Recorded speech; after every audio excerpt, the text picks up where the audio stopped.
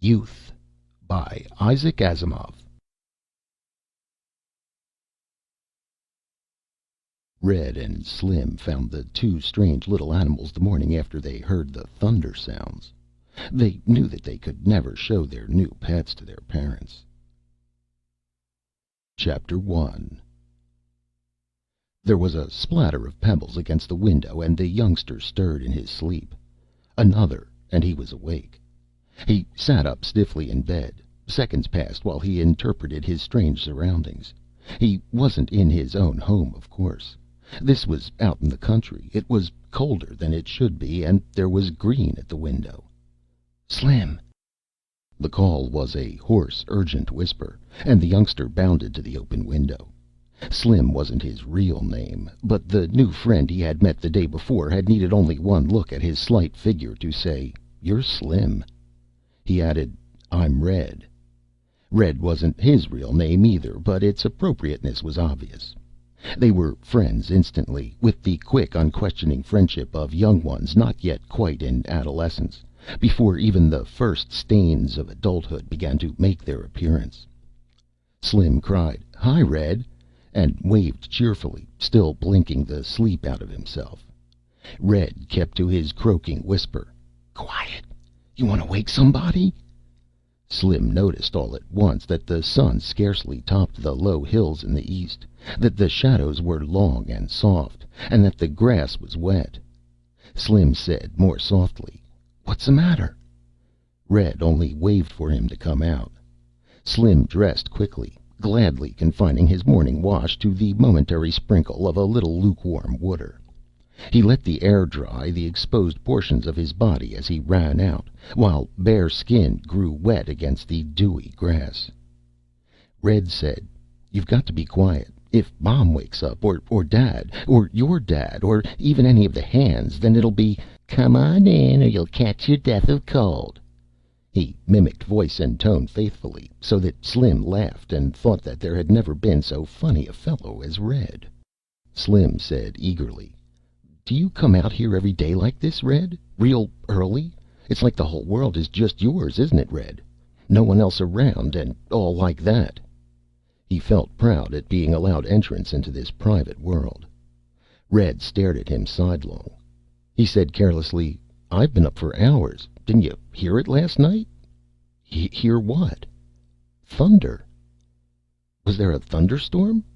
Slim never slept through a thunderstorm. "I guess not, but there was thunder. I heard it, and then I went to the window, and it wasn't raining. It was all stars, and the sky was just getting sort of almost gray. You know what I mean?" Slim had never seen it so, but he nodded. "So I just thought I'd go out," said Red. They walked along the grassy side of the concrete road that split the panorama right down the middle, all the way down to where it vanished among the hills. It was so old that Red's father couldn't tell Red when it had been built. It didn't have a crack or a rough spot in it. Red said, "Can you keep a secret?" "Sure, Red. What kind of secret?" "Just a secret. Maybe I'll tell you, and maybe I won't. I don't know yet." Red broke a long, supple stem from a fern they passed, methodically stripping it of its leaflets, and swung what was left whip fashion. For a moment he was on a wild charger, which reared and champed under his iron control. Then he got tired, tossed the whip aside, and stowed the charger away in a corner of his imagination for future use. He said, "There'll be a circus around." Slim said, "That's no secret. I knew that. My dad told me even before we came here." "That's not the secret. Fine secret. Ever see a circus?" "Oh, sure, you bet." "Like it?" "Say, there isn't anything I like better." Red was watching out of the corner of his eyes again. "Ever think you would like to be with a circus? I mean, for good?" Slim considered. "I guess not. I think I'll be an astronomer like my dad. I think he wants me to be." "Huh, astronomer," said Red. Slim felt the doors of the new private world closing on him, and astronomy became a thing of dead stars and black empty space. He said placatingly, "A circus would be more fun." You're just saying that. No, I'm not. I mean it. Red grew argumentative.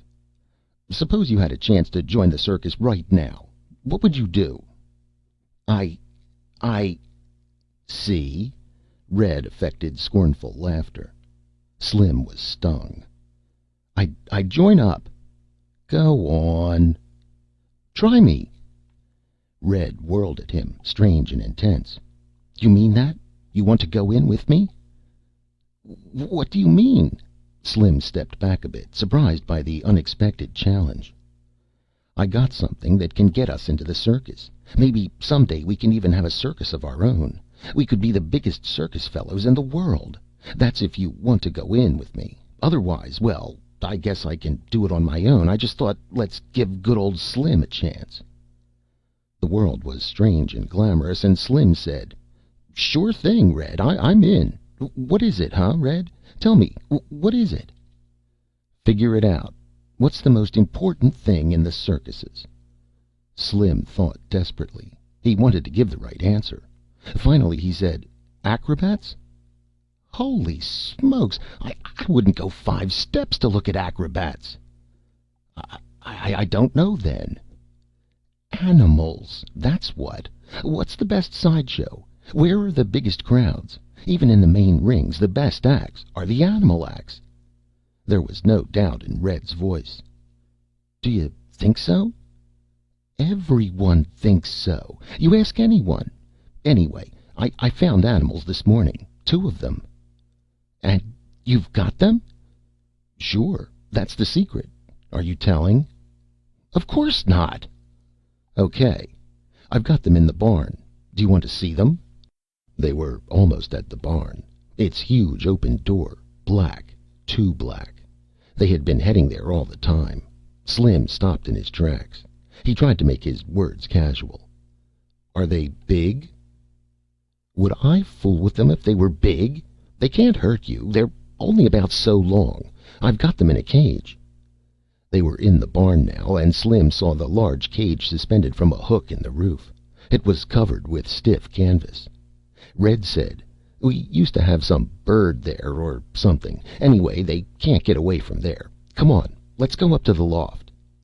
They clambered up the wooden stairs, and Red hooked the cage toward them. Slim pointed and said, There's sort of a hole in the canvas. Red frowned. How'd that get there? He lifted the canvas, looked in, and said with relief, They're still there. The canvas appeared to be burned, worried Slim. You want to look or don't you? Slim nodded slowly. He wasn't sure he wanted to after all. They might be. But the canvas had been jerked off, and there they were, 2 of them. The way Red said. They were small and sort of disgusting looking. The animals moved quickly as the canvas lifted, and were on the side toward the youngsters. Red poked a cautious finger at them. Watch out, said Slim in agony. They don't hurt you, said Red. Ever see anything like 'em? No. Can't you see how a circus would jump at a chance to have these? Maybe they're too small for a circus. Red looked annoyed. He let go the cage, which swung back and forth pendulum fashion. You're just trying to back out, aren't you? No, it's just... They're not too small. Don't worry. Right now, I've only got one worry. What's that? Well, I've got to keep them till the circus comes, don't I? I've got to figure out what to feed them meanwhile. The cage swung, and the little trapped creatures clung to its bars, gesturing at the youngsters with queer, quick motions, almost as though they were intelligent. Chapter 2. The astronomer entered the dining room with decorum. He felt very much the guest. He said, Where are the youngsters? My son isn't in his room. The industrialist smiled. They've been out for hours. However, breakfast was forced into them among the women some time ago, so there is nothing to worry about. Youth, doctor, youth. Youth. The word seemed to depress the astronomer. They ate breakfast in silence. The industrialist said once, You really think they'll come? The day looks so normal." The astronomer said, "They'll come." That was all. Afterward, the industrialist said, "You'll pardon me. I can't conceive your playing so elaborate a hoax. You really spoke to them?" "As I speak to you. At least, in a sense. They can project thoughts." "I gathered that must be so from your letter. How, I wonder?" "I could not say. I asked them, and of course they were vague, or perhaps it was just that I could not understand. It involves a projector for the focusing of thought, and even more than that, conscious attention on the part of both projector and receptor. It was quite a while before I realized they were trying to think at me. Such thought projectors may be part of the science they will give us." "Perhaps," said the industrialist. "Yet think of the changes it would bring to society. A thought projector." "Why not? Change would be good for us." "I don't think so." "It is only in old age that change is unwelcome," said the astronomer, "and races can be old as well as individuals." The industrialist pointed out the window. "You see that road? It was built before the wars. I don't know exactly when. It is as good now as the day it was built. We couldn't possibly duplicate it now. The race was young when that was built, eh?" "Then, yes, at least they weren't afraid of new things." "No, I wish they had been. Where is the society of before the wars? Destroyed, Doctor. What good were youth and new things? We are better off now. The world is peaceful and jogs along. The race goes nowhere, but after all, there is nowhere to go. They proved that. The men who built the road. I will speak with your visitors as I agreed if they come, but I think I will only ask them to go." "The race is not going nowhere," said the astronomer earnestly. "It is going toward final destruction. My university has a smaller student body each year. Fewer books are written, less work is done. An old man sleeps in the sun and his days are peaceful and unchanging, but each day finds him nearer death all the same." "Well, well," said the industrialist. "No, don't dismiss it. Listen, before I wrote you, I investigated your position in the planetary economy." "And you found me solvent?" interrupted the industrialist, smiling. "Why, yes. Oh, I see you were joking. And yet, perhaps the joke is not far off. You are less solvent than your father, and he was less solvent than his father. Perhaps your son will no longer be solvent. It becomes too troublesome for the planet to support even the industries that still exist, though they are toothpicks to the oak trees of before the wars. We will be back to village economy. And then to what? The caves? And the infusion of fresh technological knowledge will be the changing of all that?" "Not just the new knowledge. Rather the whole effect of change, of a broadening of horizons. Look, sir, I chose you to approach in this matter not only because you were rich and influential with government officials, but because you had an unusual reputation for these days, of daring to break with tradition. Our people will resist change, and you would know how to handle them, how to see to it that the youth of the race is revived?" "Yes." "With atomic bombs?" "The atomic bombs," returned the astronomer, "need not be the end of civilization.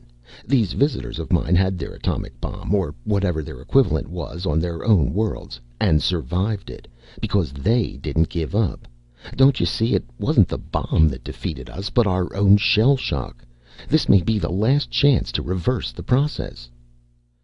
"Tell me," said the industrialist, "what do these friends from space want in return?" The astronomer hesitated.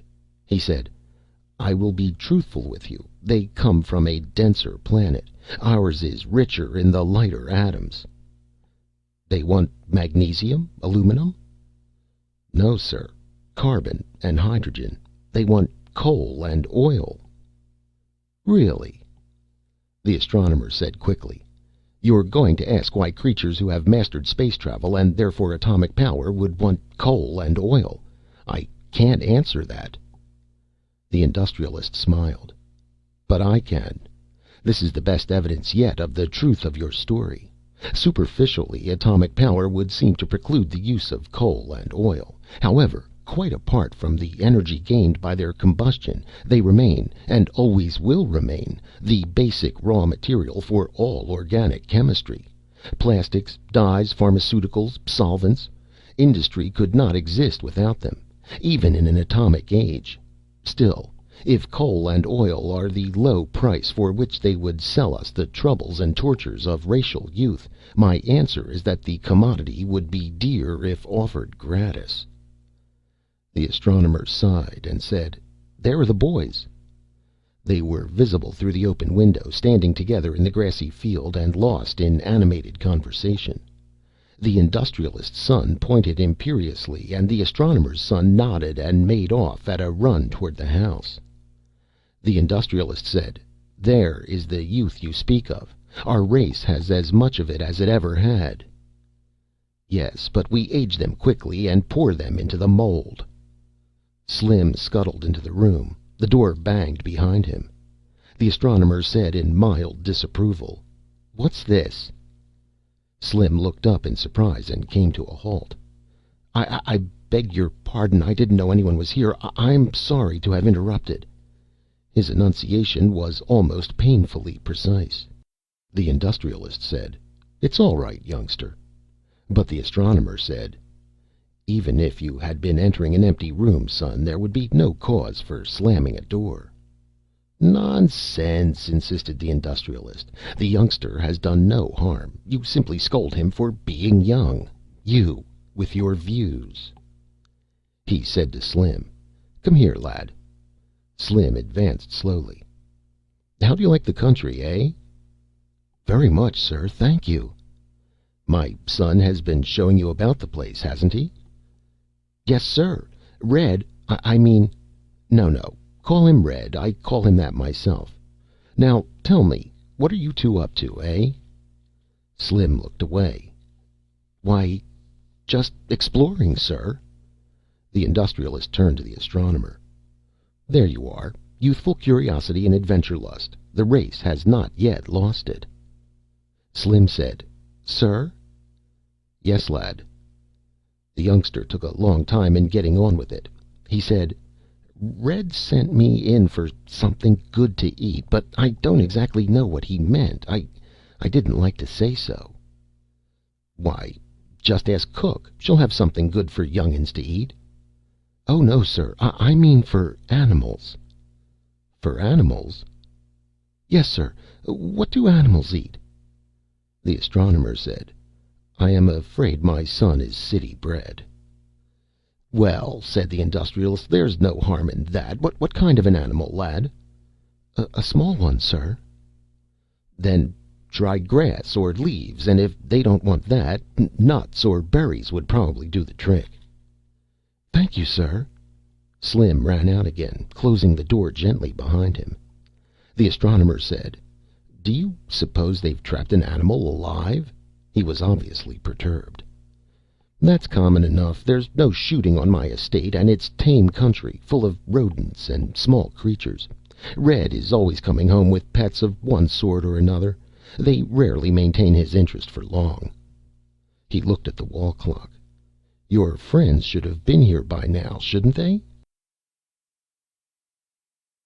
Chapter 3. The swaying had come to a halt, and it was dark.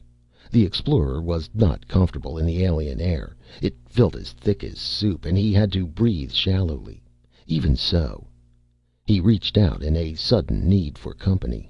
The merchant was warm to the touch. His breathing was rough. He moved in an occasional spasm, and was obviously asleep. The explorer hesitated and decided not to wake him. It would serve no real purpose. There would be no rescue, of course. That was the penalty paid for the high profits which unrestrained competition could lead to. The merchant who opened a new planet could have a 10-year monopoly of its trade, which he might hug to himself, or, more likely, rent out to all comers at a stiff price. It was followed that planets were searched for in secrecy, and preferably away from the usual trade routes.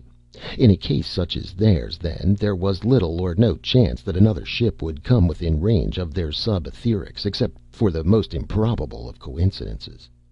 Even if they were in their ship, that is, rather than in this cage. The Explorer grasped the thick bars. Even if they blasted those away, as they could, they would be stuck too high in the open air for leaping. It was too bad. They had landed twice before in the scout ship. They had established contact with the natives, who were grotesquely huge, but mild and unaggressive. It was obvious that they had once owned a flourishing technology, but hadn't faced up to the consequences of such a technology. It would have been a wonderful market. And it was a tremendous world. The merchant especially had been taken aback. He had known the figures that expressed the planet's diameter, but from a distance of 2 light seconds he had stood at the visiplate and muttered, "Unbelievable!" "Oh, there are larger worlds," the Explorer said. It wouldn't do for an explorer to be too easily impressed. "Inhabited?" "Well, no." "Why, you could drop your planet into that large ocean and drown it." The Explorer smiled. It was a gentle dig at his Arcturan homeland, which was smaller than most planets. He said, "Not quite." The merchant followed along the lines of his thoughts. "And the inhabitants are large in proportion to their world?" He sounded as though the news struck him less favorably now. "Nearly 10 times our height." "Are you sure they're friendly?" "That is hard to say. Friendship between alien intelligence is an imponderable. They are not dangerous, I think.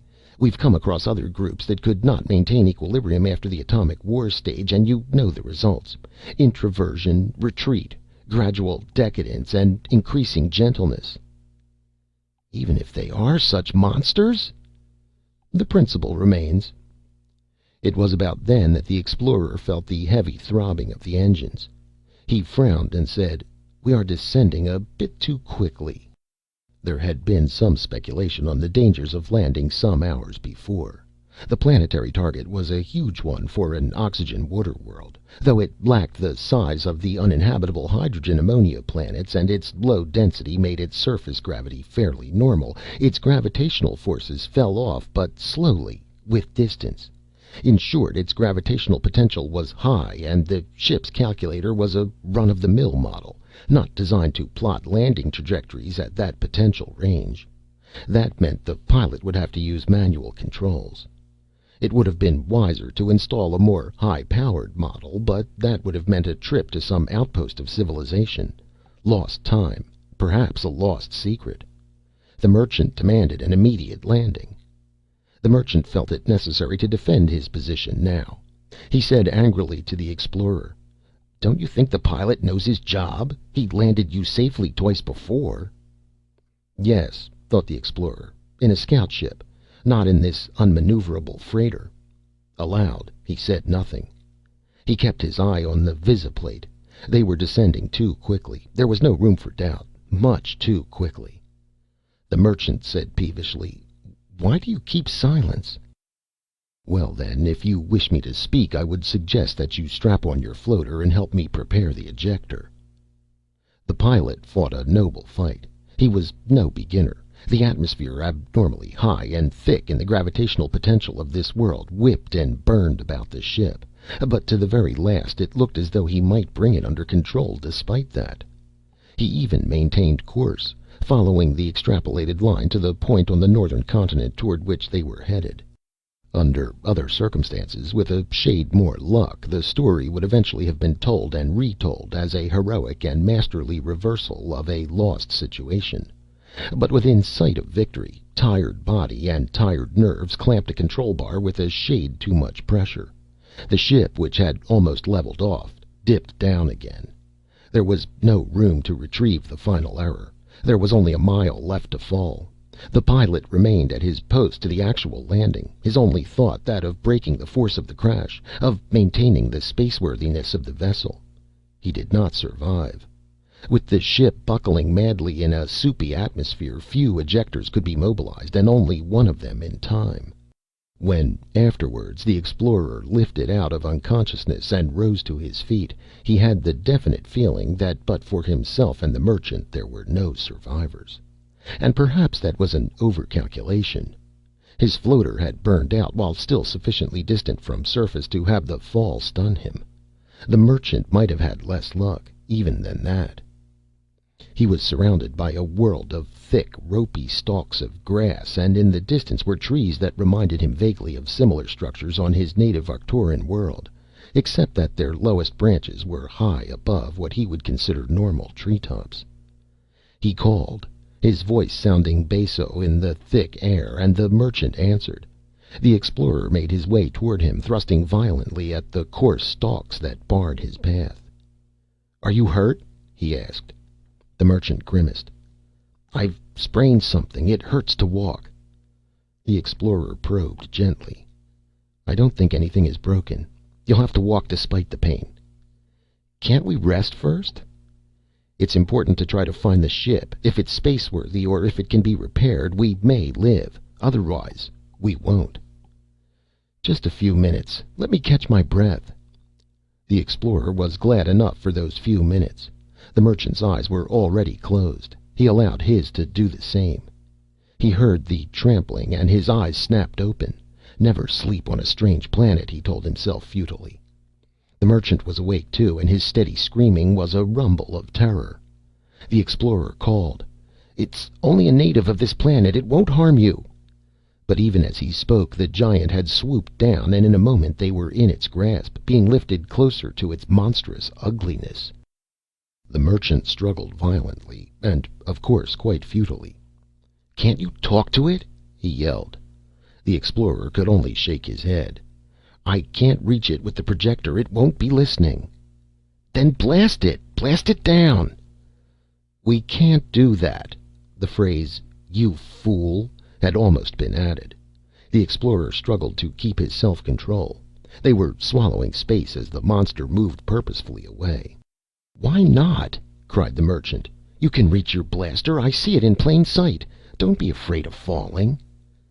"It's simpler than that. If this monster is killed, you'll never trade with this planet. You'll never even leave it. You probably won't live the day out." "Why? Why?" "Because this is one of the young of the species. You should know what happens when a trader kills a native young, even accidentally. What's more, if this is the target point, then we are on the estate of a powerful native. This might be one of his brood." That was how they entered their present prison. They had carefully burnt away a portion of the thick, stiff covering, and it was obvious that the height from which they were suspended was a killing one. Now, once again, the prison cage shuddered and lifted in an upward arc. The merchant rolled to the lower rim and startled awake. The cover lifted and light flooded in. As was the case the time before, there were two specimens of the young. They were not very different in appearance from adults of the species, reflected the explorer, though of course they were considerably smaller. A handful of reedy green stalks was stuffed between the bars. Its odor was not unpleasant, but it carried clods of soil at its ends. The merchant drew away and said huskily, "What are they doing?" The explorer said, "Trying to feed us, I should judge. At least this seems to be the native equivalent of grass." The cover was replaced and they were set swinging again, alone with their fodder. Chapter 4. Slim started at the sound of footsteps and brightened when it turned out to be only Red. He said, "No one's around. I had my eye peeled, you bet." Red said, "Shh. Look. You take this stuff and stick it in the cage. I've got to scoot back to the house." "What is it?" Slim reached reluctantly. "Ground meat. Holy smokes. Haven't you ever seen ground meat? That's what you should have got when I sent you to the house instead of coming back with that stupid grass." Slim was hurt. "How'd I know they don't eat grass? Besides, ground meat doesn't come loose like that. It comes in cellophane, and it isn't that color." "Sure, in the city. Out here we grind our own, and it's always this color till it's cooked." "You mean it isn't cooked?" Slim drew away quickly. Red looked disgusted. "Do you think animals eat cooked food? Come on, take it. It won't hurt you. I tell you, there isn't much time. Why? What's doing back at the house? I don't know. Dad and your father are walking around. I think maybe they're looking for me. Maybe the cook told them I took the meat. Anyway, we don't want them coming here after me. Didn't you ask the cook before you took the stuff? Who? That crab? Shouldn't wonder if she only let me have a drink of water because Dad makes her. Come on, take it. Slim took the large glob of meat, though his skin crawled at the touch. He turned toward the barn, and Red sped away in the direction from which he had come. He slowed when he approached the two adults, took a few deep breaths to bring himself back to normal, and then carefully and nonchalantly sauntered past. They were walking in the general direction of the barn, he noticed, but not dead on. He said, "Hi, Dad. Hello, sir." The industrialist said, "Just a moment, Red. I have a question to ask you." Red turned a carefully blank face to his father. "Yes, Dad?" "Mother tells me you were out early this morning." "Not real early, Dad. Just a little before breakfast." "She said you told her it was because you had been awakened during the night and didn't go back to sleep." Red waited before answering.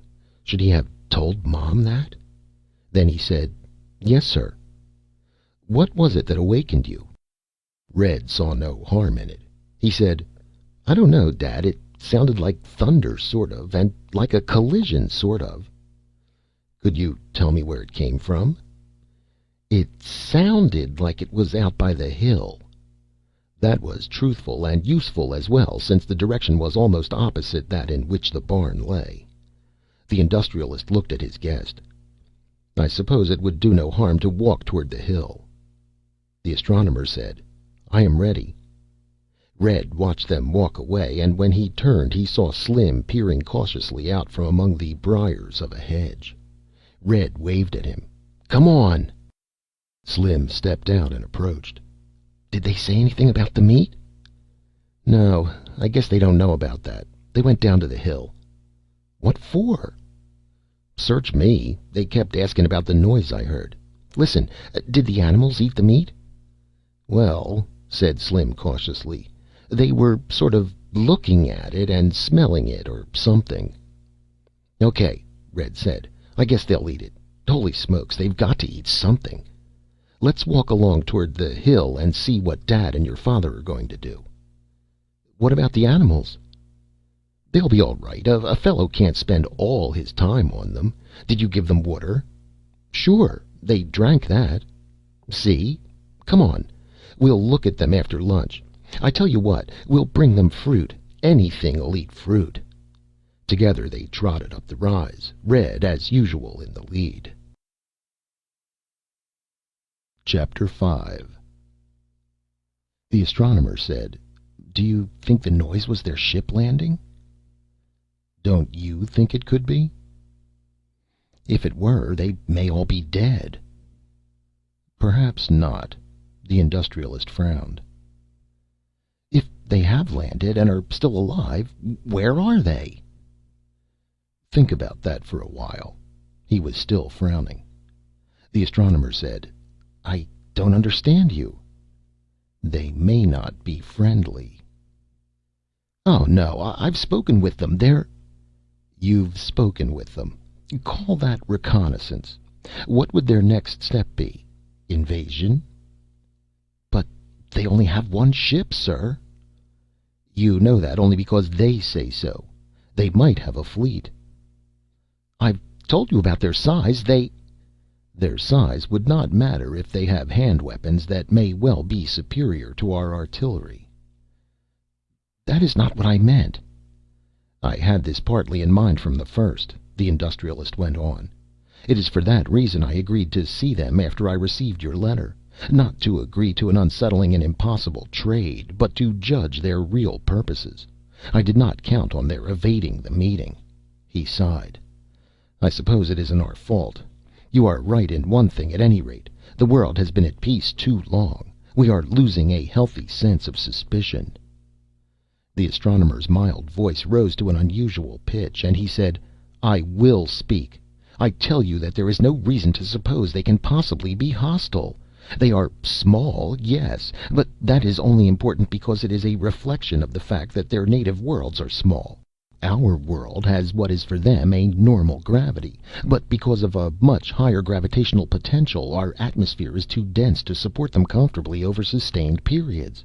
For a similar reason, the use of the world as a base for interstellar travel, except for trade in certain items, is uneconomical.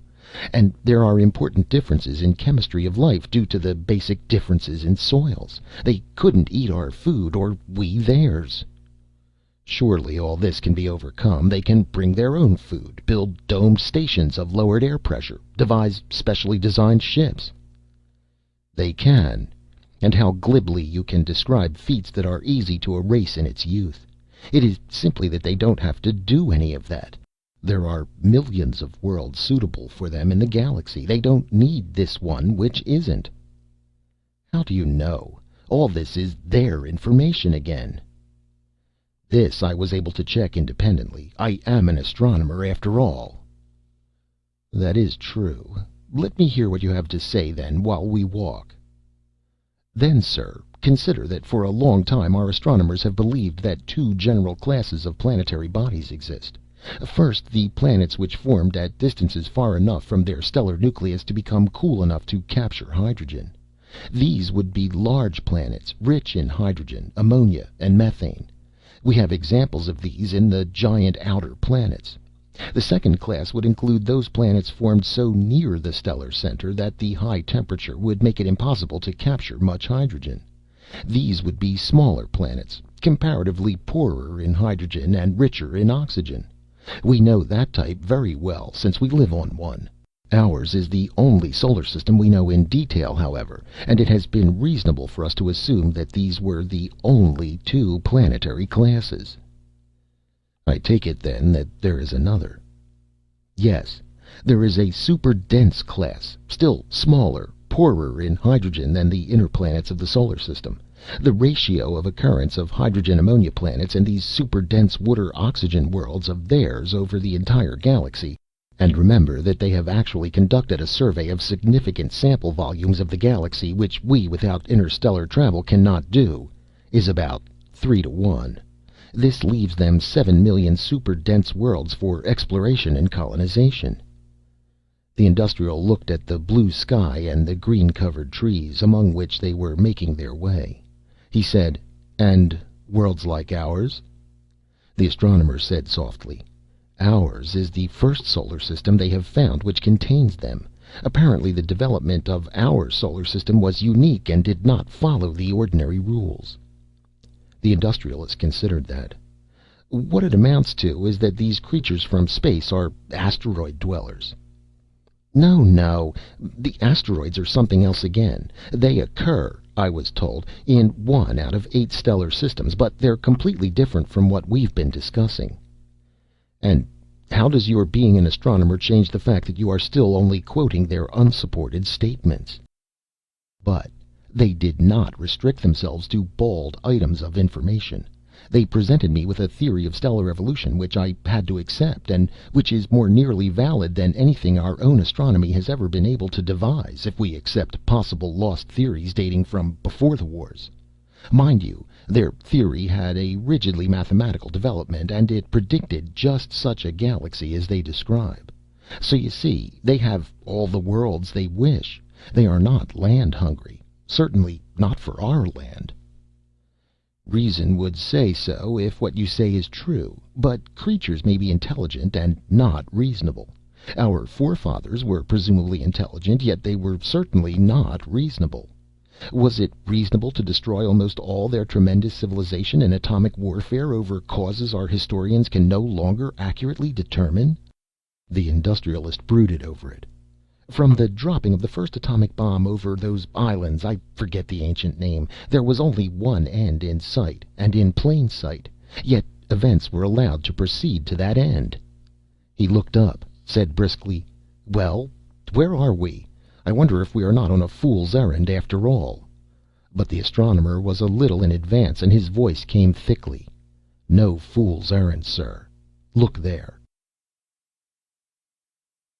Chapter 6. Red and Slim had trailed their elders with the experience of youth, aided by the absorption and anxiety of their fathers. Their view of the final object of the search was somewhat obscured by the underbrush behind which they remained. Red said, "Holy smokes, look at that! It's all shiny silver or something." But it was Slim who was really excited. He caught at the other. "I know what this is. It's a spaceship. That must be why my father came here. He's one of the biggest astronomers in the world, and your father would have to call him if a spaceship landed on his estate." "What are you talking about? Dad didn't even know that thing was there. He only came here because I told him I heard the thunder from here. Besides, there isn't any such thing as a spaceship." "Sure there is. Look at it. See those round things? They are ports, and you can see the rocket tubes." "How do you know so much?" Slim was flushed. He said, "I read about them. My father has books about them, old books, from before the wars." "Huh? Now I know you're making it up. Books from before the wars?" "My father has to have them. He teaches at the university. It's his job." His voice had risen, and Red had to pull at him. "You want them to hear us?" he whispered indignantly. "Well, it is too a spaceship." "Look here, Slim. You mean that's a ship from another world?" "It's got to be. Look at my father going around and around it. He wouldn't be so interested if it was anything else." "Other worlds? Where are there other worlds?" "Everywhere. How about the planets? They're worlds just like ours, some of them. And other stars probably have planets. There's probably zillions of planets." Red felt outweighed and outnumbered. He muttered, "You're crazy." "All right, then, I'll show you." "Hey, where are you going?" "Down there. I'm going to ask my father. I suppose you'll believe it if he tells you. I suppose you'll believe a professor of astronomy knows what—" He had scrambled upright. Red said, "Hey, you don't want them to see us. We're not supposed to be here. Do you want them to start asking questions and find out about our animals?" "I don't care. You said I was crazy." "Snitcher. You promised you wouldn't tell." "I'm not going to tell. But if they find out themselves, it's your fault for starting an argument and saying I was crazy." "I take it back then," grumbled Red. "Well, all right. You better." In a way, Slim was disappointed. He wanted to see the spaceship at close quarters. Still, he could not break his vow of secrecy, even in spirit, without at least the excuse of a personal insult. Red said, "It's awfully small for a spaceship." "Sure, because it's probably a scout ship." "I'll bet Dad couldn't even get into the old thing." So much Slim realized to be true. It was a weak point in his argument, and he made no answer. His interest was absorbed by the adults. Red rose to his feet, an elaborate attitude of boredom all about him. "Well, I guess we better be going. There's business to do, and I can't spend all day here looking at some old spaceship or whatever it is.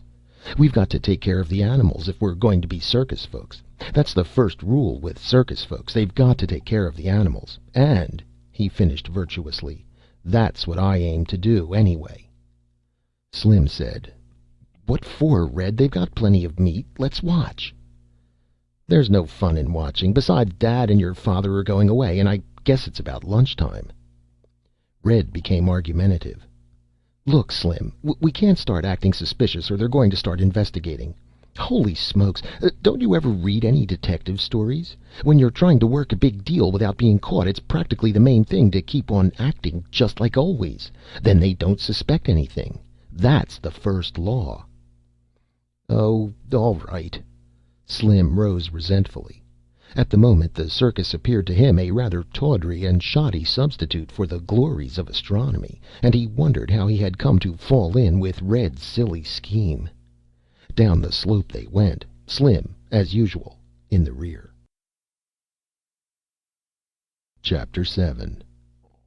The industrialist said, "It's the workmanship that gets me. I never saw such construction." "What good is it now?" said the astronomer bitterly. "There's nothing left. There'll be no second landing. This ship detected life on our planet through accident.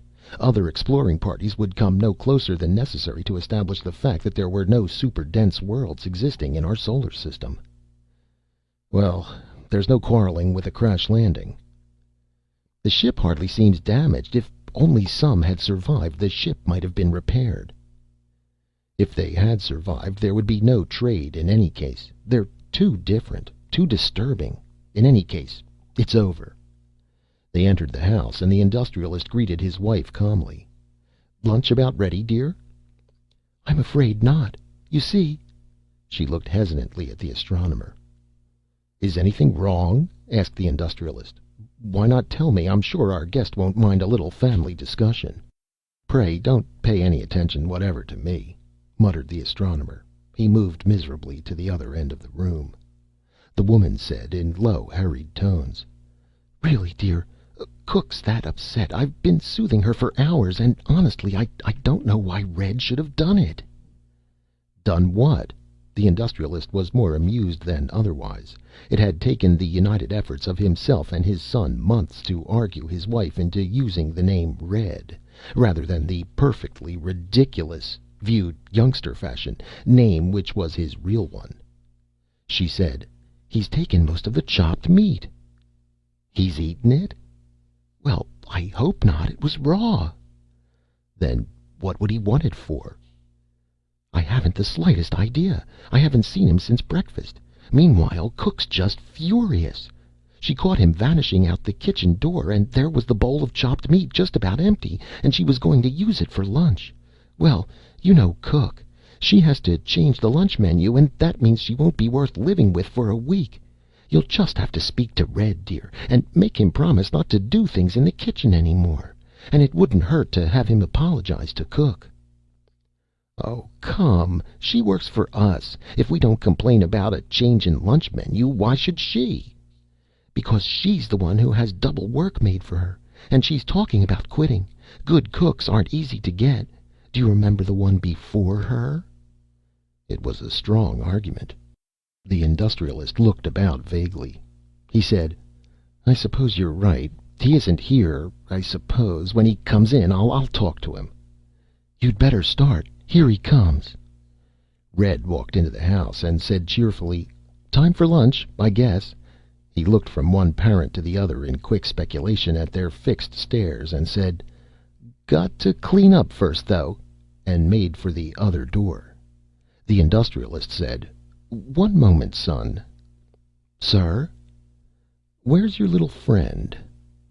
Red said carelessly, "He's around somewhere. We were just sort of walking, and I looked around, and he wasn't there."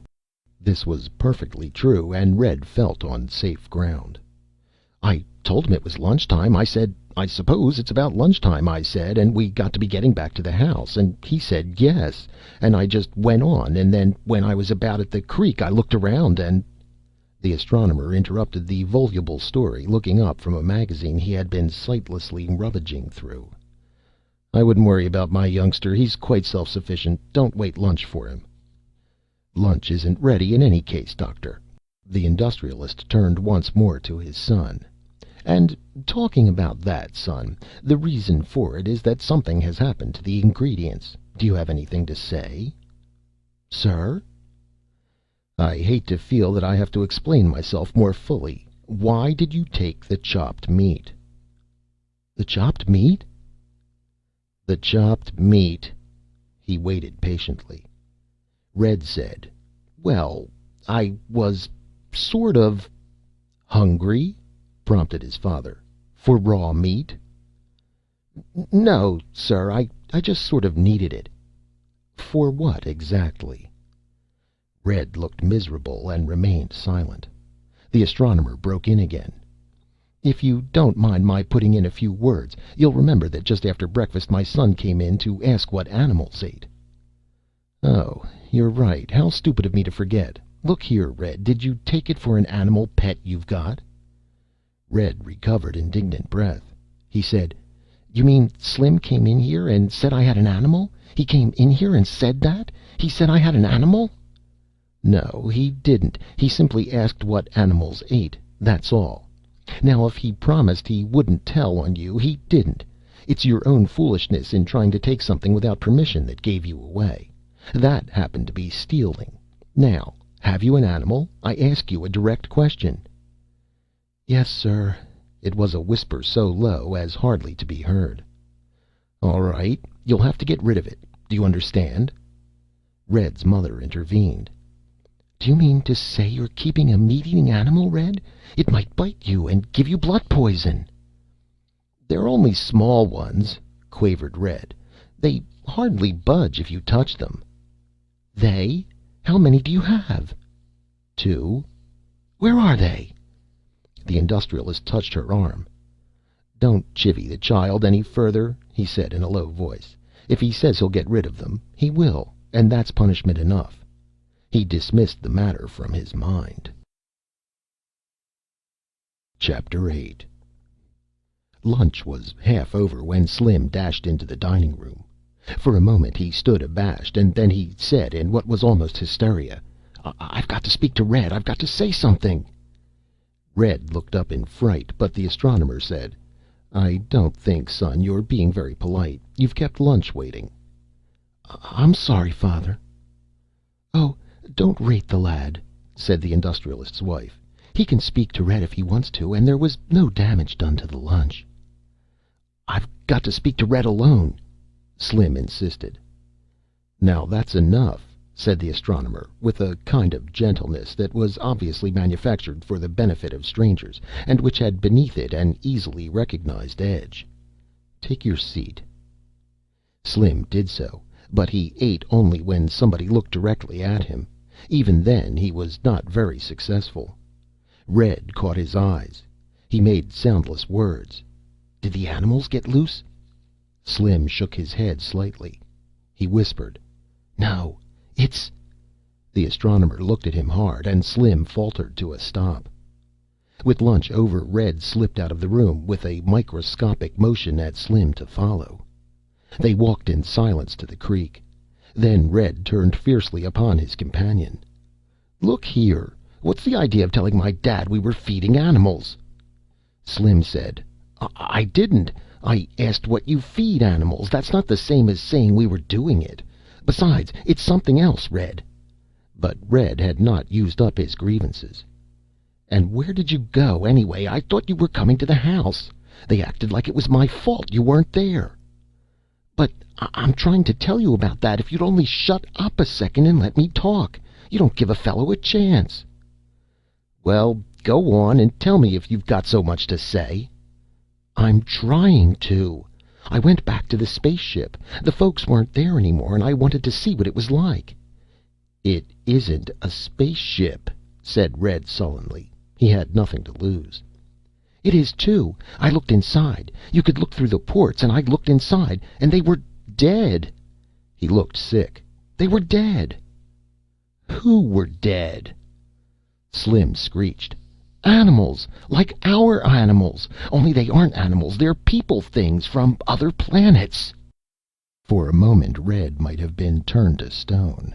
It didn't occur to him to disbelieve Slim at this point. Slim looked too genuinely the bearer of just such tidings. He said finally, "Oh my."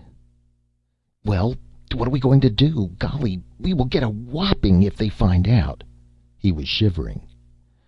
"We better turn them loose," said Red. "They'll tell on us." "They can't talk our language, not if they're from another planet." "Yes, they can, because I remember my father talking about some stuff like that to my mother when he didn't know I was in the room. He was talking about visitors who could talk with the mind. Telepathy or something. I thought he was making it up." "Well, holy smokes. Holy smokes." Red looked up. "I tell you, my dad said to get rid of them. Let's sort of bury them somewhere, or throw them in the creek." "He told you to do that?" "He made me say I had animals, and then he said, 'Get rid of them.' I got to do what he says. Holy smokes, he's my dad." Some of the panic left Slim's heart. It was a thoroughly legalistic way out. "Well, let's do it right now, then, before they find out. Oh, golly, if they find out, we will be in trouble." They broke into a run toward the barn, unspeakable visions in their minds. Chapter 9. It was different looking at them as though they were people. As animals they had been interesting. As people, horrible. Their eyes, which were neutral little objects before, now seemed to watch them with active malevolence. "They're making noises," said Slim in a whisper which was barely audible. "I guess they're talking or something," said Red.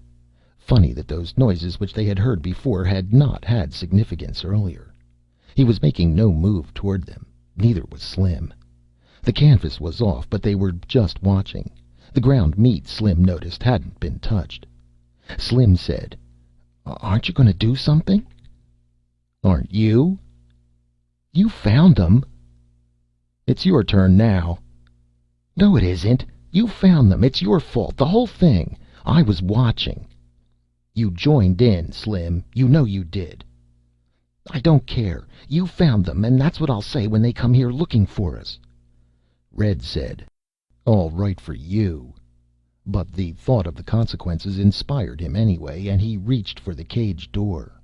Slim said, "Wait." Red was glad to. He said, "Now what's biting you?" "One of them's got something on him that looks like it might be iron or something." "Where?" "Right there. I saw it before, but I thought it was just part of him. But if he's people, maybe it's a disintegrator gun." "What's that?" "I read about it in the books from before the wars. Mostly people with spaceships have disintegrator guns. They point them at you and you get disintegrated." "They didn't point it at us till now," pointed out Red, with his heart not quite in it. "I don't care. I'm not hanging around here and getting disintegrated. I'm getting my father." "Cowardly cat. Yellow cowardly cat." "I don't care. You can call all the names you want, but if you bother them now, you'll get disintegrated. You wait and see. It'll be all your fault." He made for the narrow spiral stairs that led to the main floor of the barn, stopped at its head, then backed away. Red's mother was moving up, panting a little with the exertion and smiling a tight smile for the benefit of Slim in his capacity as guest. "Red? You! Red, are you up there? Now don't try to hide. I know this is where you're keeping them. Cook saw where you ran with the meat." Red quavered. "Hello, Ma." "Now show me those nasty animals. I'm going to see to it that you get rid of them right away." It was over. And despite the imminent corporeal punishment, Red felt something like a load fall from him. At least the decision was out of his hands. "Right there, Ma. I didn't do anything to them, Ma. I didn't know. They just looked like little animals, and I thought you'd let me keep them, Ma. I wouldn't have taken the meat, only they wouldn't eat grass or leaves, and we couldn't find good nuts or berries, and Cook never lets me have anything, or I would have asked her, and I didn't know it was for lunch, and—" He was speaking on the sheer momentum of terror, and did not realize that his mother did not hear him, but, with eyes frozen and popping at the cage, was screaming in thin, piercing tones. Chapter 10. The astronomer was saying, "A quiet burial is all we can do. There is no point in any publicity now," when they heard the screams. She had not entirely recovered by the time she reached them, running and running. It was minutes before her husband could extract sense from her. She was saying finally, I tell you they're in the barn. I don't know what they are. No, no." She barred the industrialist's quick movement in that direction. She said, "Don't you go. Send one of the hands with a shotgun. I tell you I never saw anything like it. Little horrible beasts with I can't describe it. To think that Red was touching them and trying to feed them. He was holding them and feeding them meat." Red began, I only—" And Slim said, It was not—" The industrialist said quickly, "Now, you boys have done enough harm today. March into the house, and not a word. Not one word. I'm not interested in anything you have to say. After this is all over, I'll hear you out. And as for you, Red, I'll see that you're properly punished." He turned to his wife. "Now, whatever the animals are, we'll have them killed," he added quietly once the youngsters were out of hearing. Come, the children aren't hurt, and after all, they haven't done anything really terrible. They just found a new pet." The astronomer spoke with difficulty. Pardon me, ma'am, but can you describe these animals?" She shook her head. She was quite beyond words. "Can you just tell me if they—" "I'm sorry," said the Industrialist apologetically, "but I think I had better take care of her. Will you excuse me?" "A moment, please. One moment. She said she had never seen such animals before. Surely it is not unusual to find animals that are completely unique on an estate such as this. I'm sorry, let's not discuss that now. Except that unique animals might have landed during the night." The Industrialist stepped away from his wife. "What are you implying?" "I think we had better go to the barn, sir." The Industrialist stared a moment, turned, and suddenly and quite uncharacteristically began running. The Astronomer followed, and the woman's wail rose unheeded behind them. Chapter 11. The Industrialist stared, looked at the Astronomer, turned to stare again. "Those?" "Those," said the Astronomer. "I have no doubt we appear strange and repulsive to them." "What do they say?" "Why, that they are uncomfortable and tired and even a little sick, but that they are not seriously damaged and that the youngsters treated them well." "Treated them well? Scooping them up, keeping them in a cage, giving them grass and raw meat to eat? Tell me how you speak to them." "It may take a little time. Think at them. Try to listen. It will come to you, but perhaps not right away."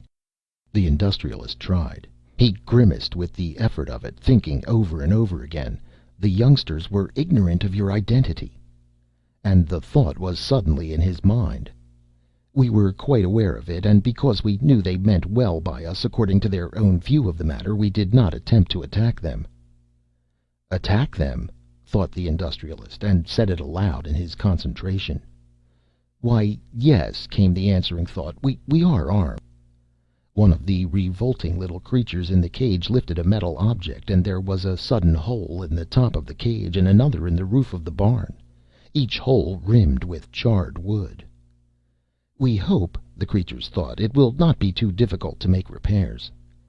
The Industrialist found it impossible to organize himself to the point of directed thought. He turned to the Astronomer. "And with that weapon in their possession they let themselves be handled and caged? I don't understand it." But the calm thought came. "We would not harm the young of an intelligent species." Chapter 12. It was twilight. The Industrialist had entirely missed the evening meal, and remained unaware of the fact. He said, "Do you really think the ship will fly?" "If they say so," said the Astronomer, "I'm sure it will. They'll be back, I hope, before too long." "And when they do," said the Industrialist energetically, "I will keep my part of the agreement. What is more, I will move sky and earth to have the world accept them. I was entirely wrong, Doctor. Creatures that would refuse to harm children under such provocation as they received are admirable. But, you know, I almost hate to say this." "Say what?" "The kids, yours and mine. I'm almost proud of them. Imagine seizing these creatures, feeding them or trying to, and keeping them hidden. The amazing gall of it. Red told me it was his idea to get a job in a circus on the strength of them. Imagine." The Astronomer said, "Youth." Chapter 13. The Merchant said, "We will be taking off soon?" "Half an hour," said the Explorer. It was going to be a lonely trip back. All the remaining 17 of the crew were dead, and their ashes were to be left on a strange planet. Back they would go with a limping ship, and the burden of the controls entirely on himself. The Merchant said, "It was a good business stroke, not harming the young ones. We will get very good terms, very good terms." The Explorer thought, "Business." The Merchant then said, "They've lined up to see us off, all of them. You don't think they're too close, do you? It would be bad to burn any of them with the rocket blast at this stage of the game." "They're safe." "Horrible looking things, aren't they?" "Pleasant enough inside. Their thoughts are perfectly friendly." "You wouldn't believe it of them. That immature one, the one that first picked us up." "They call him Red," provided the Explorer. That's a queer name for a monster.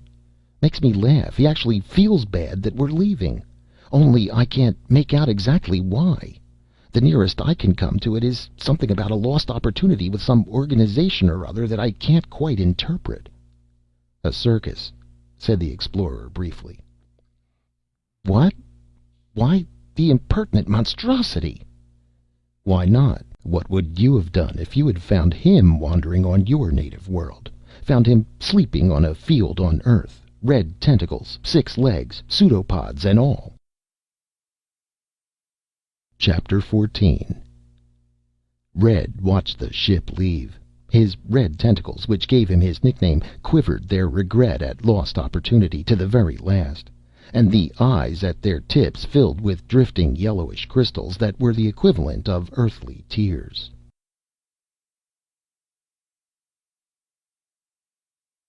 End of Youth by Isaac Asimov.